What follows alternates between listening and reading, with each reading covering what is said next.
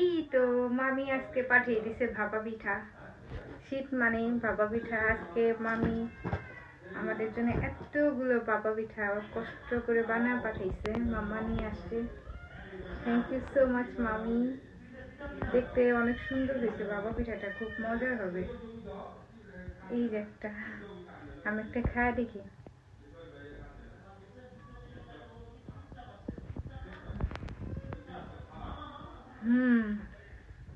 অনেক মজা হয়েছে মামি, অনেক মজা হয়েছে। Thank you.